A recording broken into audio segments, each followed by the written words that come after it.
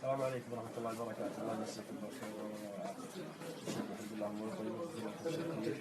حادث بسيط ولكن مجانا الله عز وجل. طبعا الحمد لله ما فيها أي إصابات إلا إصابتين بس، القاسي في الكسر وفي الحوض فقط لا غير شعر، ولا باقي الأمور كلها تمام الحمد لله. طبعا اللي كان معي الوالدة وأختي وعيالها بس الحمد لله بشكل كله والسلام وراعي ما هم عيالي الحمد لله كلهم بشكل طيب.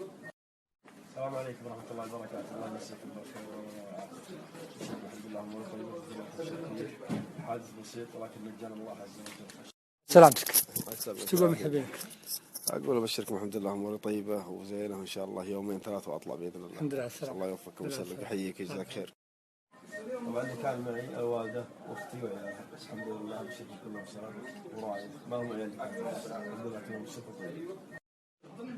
يا قف دندن في وجه خير يا قف خير ان شاء الله. الله يسعدك ان شاء الله.